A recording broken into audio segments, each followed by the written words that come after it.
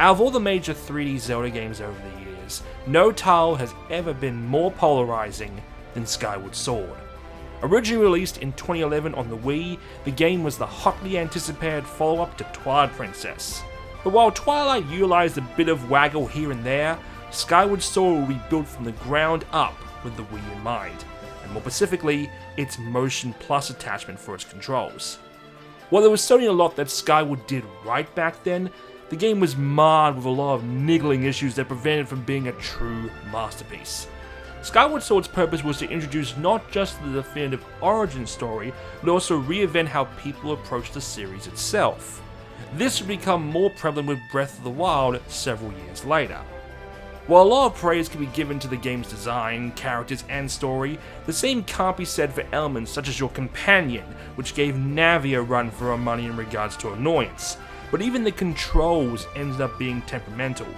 As it has been 10 years since most of us have played it, we decided to try it again on the original system, and found that controlling how you swing felt like an absolute crapshoot at times. With how the game is all about the angle you swing, that can get frustrating. I mean, when Miyamoto himself is having issues playing it at E3. Looks like we're having a little interference here. 誰かワイヤレスを使ってますか? Somebody out there using wireless? Anybody? That is sure to bring up some red flags. But to celebrate Zelda's 35th anniversary, a brand new HD remaster has arrived on Switch, with the biggest change being the controls. While you can still use the Joy-Cons as a modern-day Wiimote and Nunchuck, you can now play the entire game with a Pro Controller, with the right thumbstick being used to control your swing.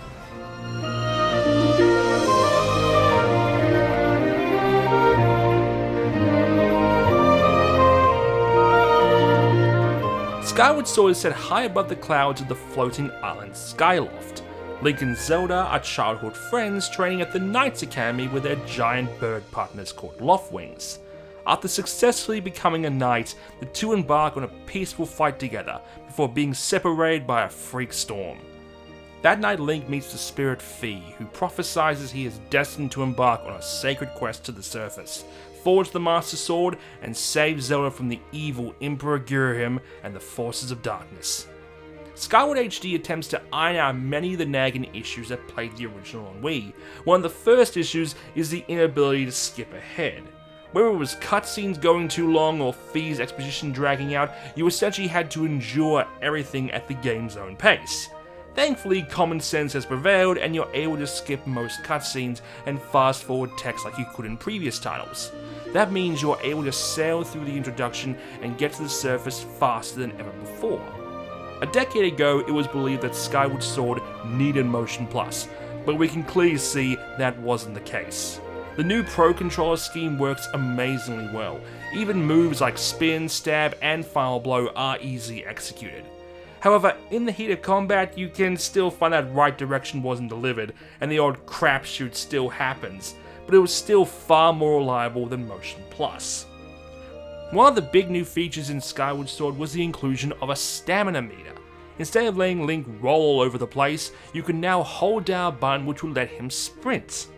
However, unlike Breath of the Wild, there is no way to upgrade it outside of a temporary potion boost, so you can find yourself running on empty during a crucial moment, unless you pick up a green stamina fruit that are lying everywhere. With the sword now on the right stick, the game saw fit to also offer full 360 camera controls with the same stick, while holding down the left shoulder. While definitely a decent compromise, because it's so ingrained into our heads from years of third-person titles, we found ourselves going for the camera only to pull out our sword. We tried setting up the camera to be used with the Pro's gyros, but even on the lowest settings, the camera would jerk around at the smallest movements. But for the most part, all the other gyro controls seem to work.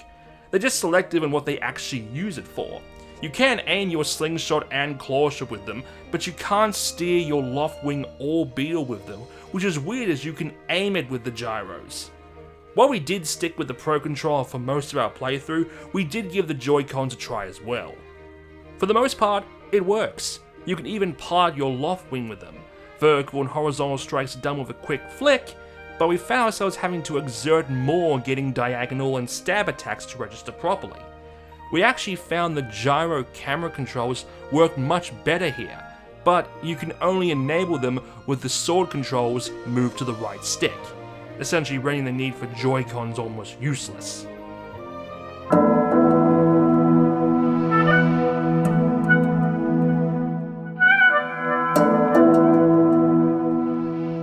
Skyward Sword originally featured a gorgeous Warcraft style approach to its design, which was a stark comparison to the dark and otherwise gloomy look of Twilight Princess.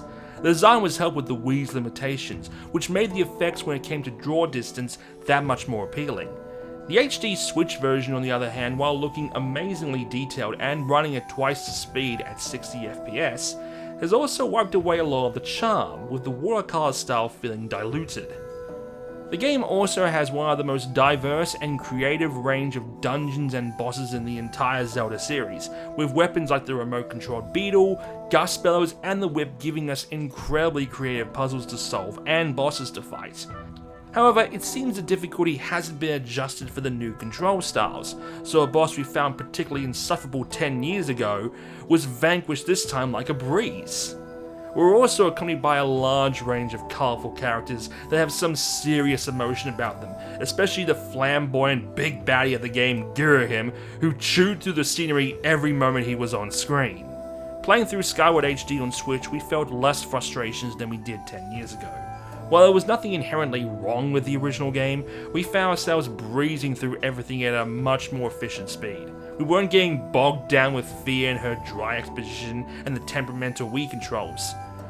While the adorable Loftwing amiibo offers a brand new fast travel mechanic, we found playing like the original with the bird statues to be fine enough. The game has 3 major worlds that you'll be visiting numerous times over the journey.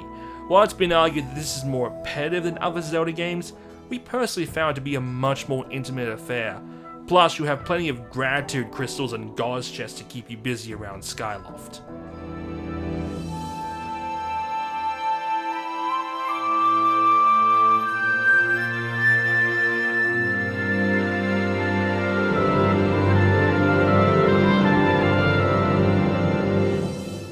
Skyward Sword HD has taken a buffer to the original game and helped it finally spread its wings.